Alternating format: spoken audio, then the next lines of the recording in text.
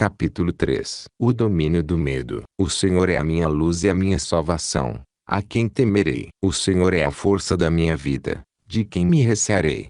Salmos 27:1. Porque no dia da adversidade me esconderá no seu pavilhão. No oculto do seu tabernáculo me esconderá. Por-me-ás sobre uma rocha.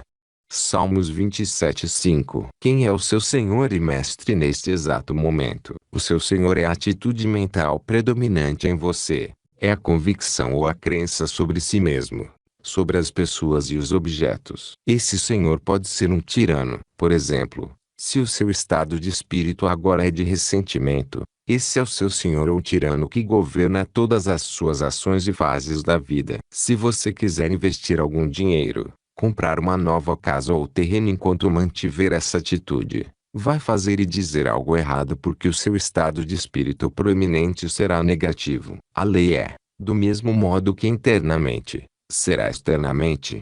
Você teme o seu bem e reage de modo negativo. O medo é a falta de fé ou confiança em Deus, negando a onipotência dele. O Senhor é a minha luz e a minha salvação.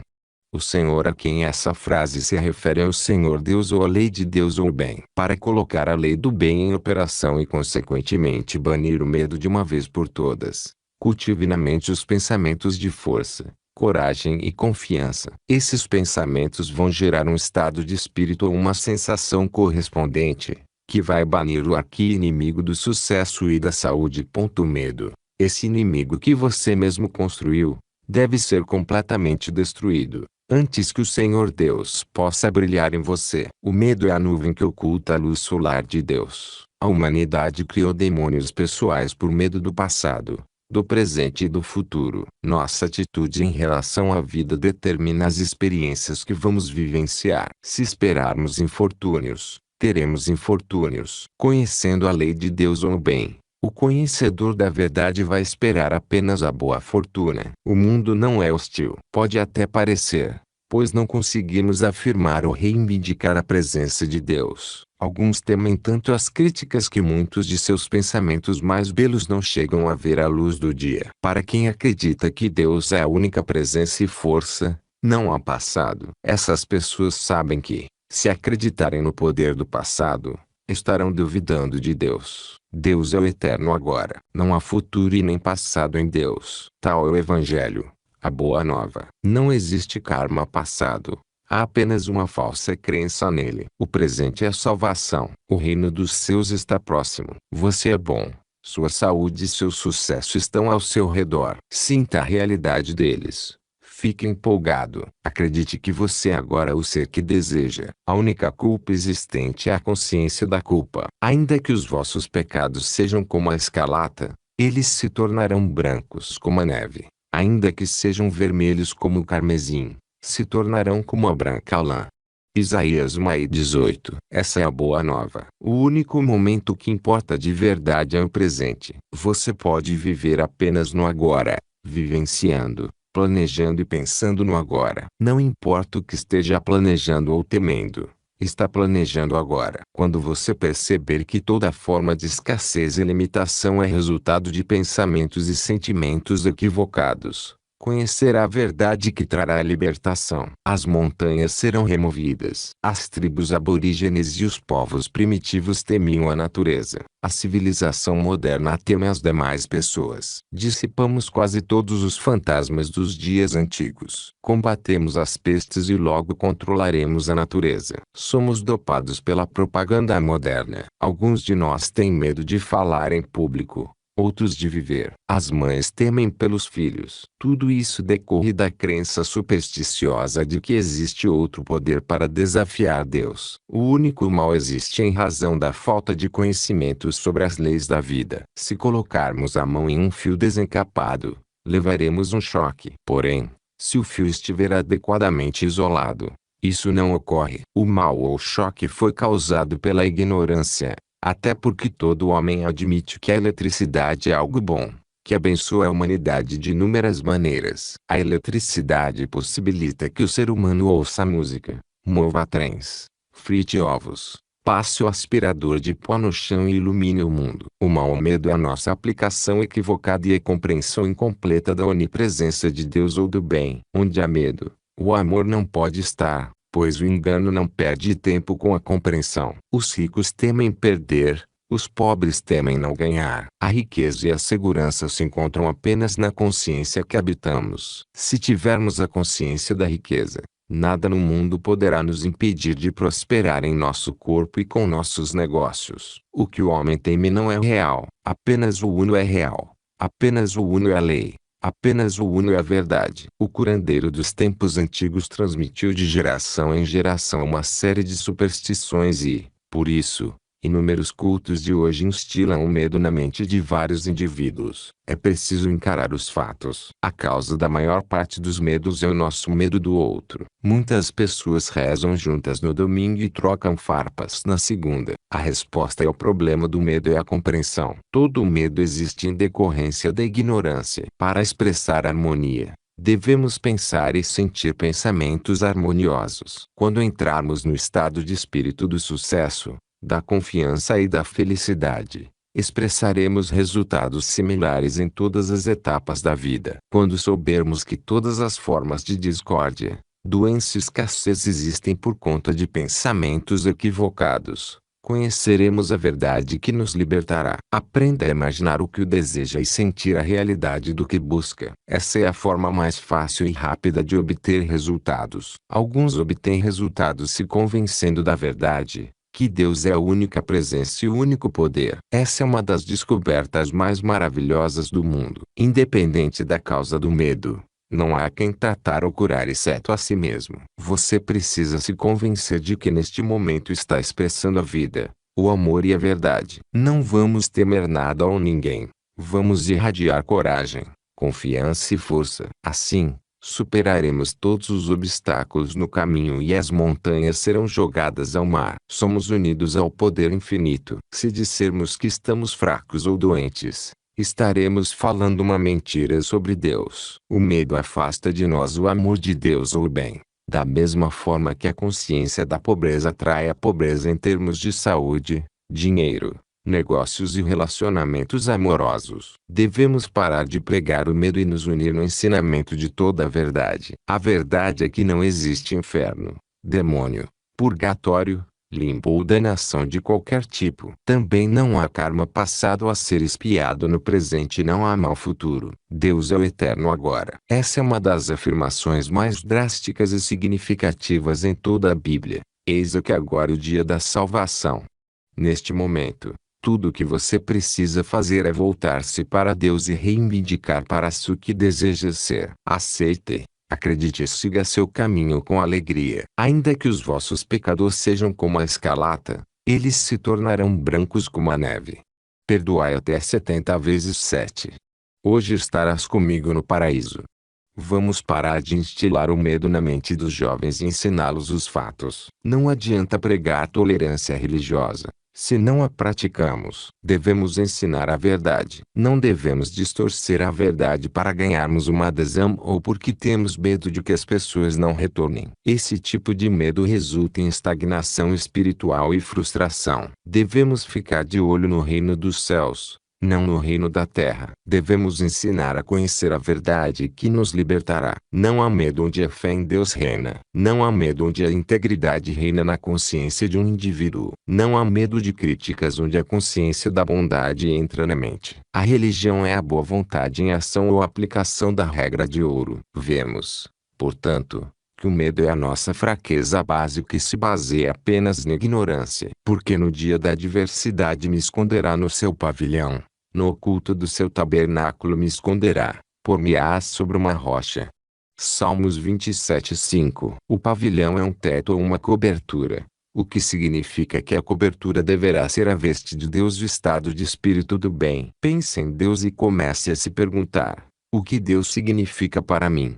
Perceba que Deus ou eu sou é a vida em você, a sua consciência, e Ele é onipotente. Por exemplo, A maioria dos presos deseja naturalmente a liberdade. Deus e o bem são sinônimos. Eles começam a pensar nesse poder e nessa sabedoria infinitos dentro de si e sabem que há formas de libertação que desconhecem e, por isso, imaginam o oposto, que é a liberdade. Embora estejam atrás das grades, na meditação imaginam estar em casa falando com seus entes queridos. Também ouvem vozes familiares e sentem os beijos de boas-vindas dos filhos. Isso é se esconder no pavilhão. Esses presos atualizam seu estado sentindo a alegria de estar em casa. Em 5 ou 10 minutos, é possível elevar a consciência o suficiente para visualizar uma convicção subjetiva. Isso é o significado de no oculto do seu tabernáculo me esconderá. A lei é: o que estiver enfatizado será expresso e,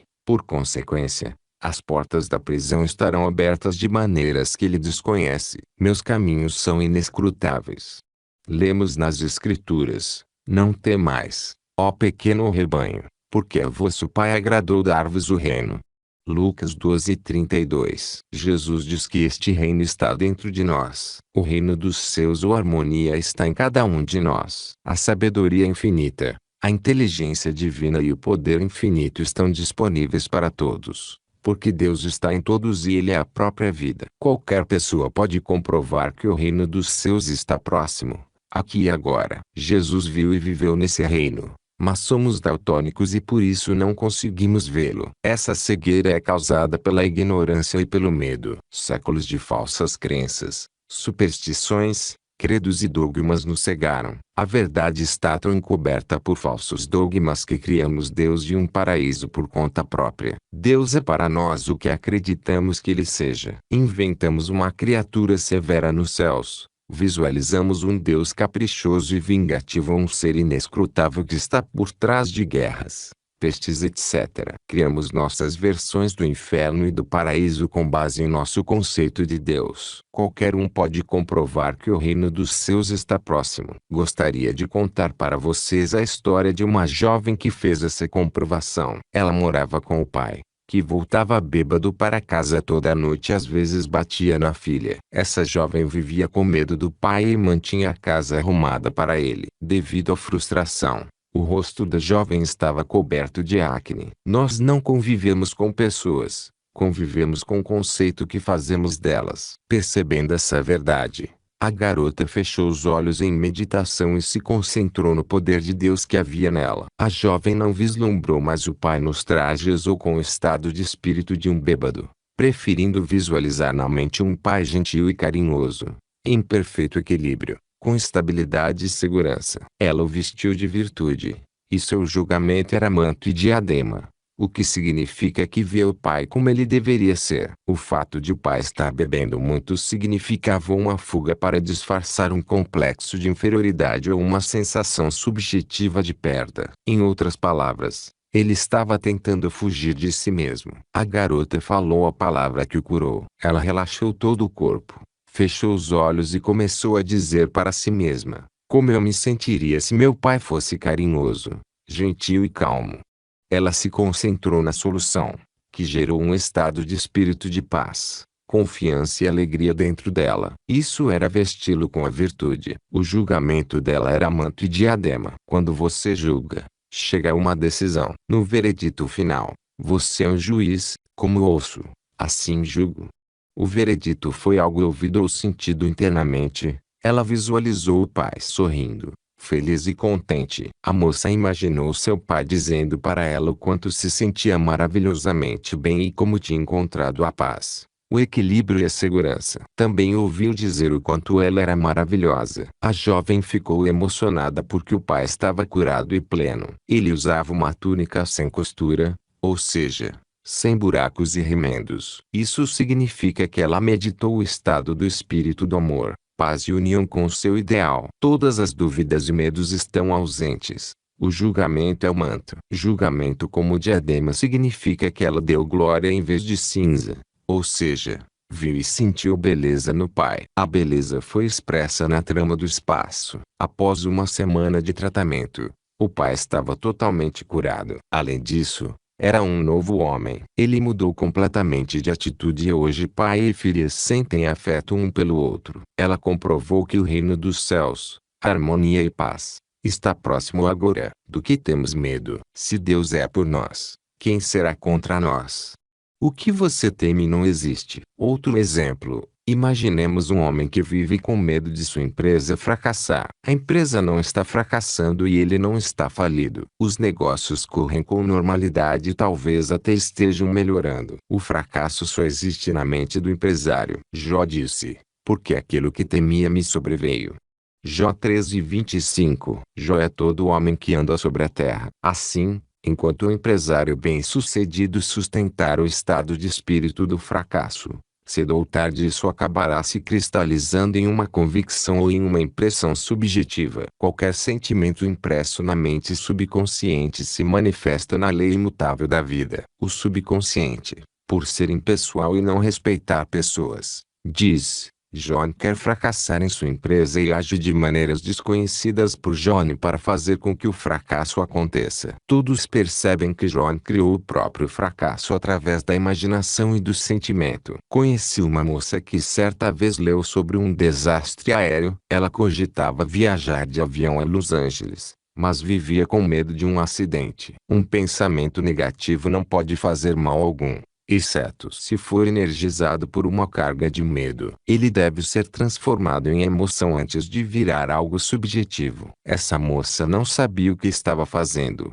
pois ignorava as leis da vida. A ignorância é a causa de todos os nossos acidentes e infortúnios. Tendo se imaginado em um acidente de avião e transformado esse pensamento negativo em emoção na forma de medo, ele virou um estado subjetivo. Quando ela viajou 2 meses depois, sofreu o acidente que tanto imaginou. Se uma mulher teme que o marido vai abandoná-la, precisa dominar o estado de espírito da seguinte forma: o medo é uma sensação negativa que será comunicada para o marido. Se o ser amado não conhece as leis da vida, a convicção da esposa em relação a ele se manifestará. Em outras palavras, o marido vai fazer o que ela temia, pois esta era a convicção em relação a ele. Para suplantar esse medo, ela deve imaginar o ser amado irradiando paz, saúde e felicidade. Na meditação da manhã e da noite, ela irradia o estado de espírito do amor e da paz e sente que o seu marido é a pessoa mais maravilhosa do mundo, carinhoso, gentil e dedicado. A esposa imagina o ser amado elogiando as qualidades e as virtudes que você tem e afirmando o quanto está feliz, livre e equilibrada ao seu lado. O estado de espírito do medo se transformou em um estado de amor e paz. Esse é o Espírito de Deus se movendo em seu nome. À medida que a esposa continua fazendo isso, esse estado de espírito toma forma em sua mente, que agora sabe: meu companheiro nunca falta e o perfeito amor lança fora o temor. A nossa prece diária ou estado de espírito diário deve ser de expectativa jubilosa. Uma expectativa confiante em tudo de bom. Essa é a nossa maior prece. Se esperarmos o melhor virá. O nosso estado de espírito é vital. A metafísica moderna ensina nos dias de hoje que Deus é o princípio da vida dentro do homem. Se você se sente cheio de confiança e segurança, esse é o movimento do Espírito de Deus em você e Ele é todo-poderoso. Não há quem possa estorvar a sua mão e lhe diga: que fazes? Daniel 4:35. A nossa consciência é Deus, não há outro Deus. Consciência significa existência, vida e percepção. Você, leitor, sabe que existe. Esse conhecimento da sua existência é Deus. Aquilo de que você tem ciência é o seu conceito de Deus. É preciso se perguntar: do que tenho medo? A resposta para essa pergunta é a sua crença sobre Deus e o que você sabe sobre Deus. Quando você diz: tenho consciência do querer, tenho medo, estou doente, isso é mentira e não há verdade nessas afirmações. Quando você diz: tenho medo, afirma que Deus está cheio de medo, o que é absurdo. Quando você diz: eu quero, está dizendo uma mentira e negando a abundância e o suprimento infinito de Deus. A sua fé está focada no fracasso, o que resulta em fracasso. Você acredita em uma mentira, mas não pode comprová-la. A condição falsa só parece real porque você está focado nela. Quando parar de acreditar nessa condição falsa, estará livre e curado.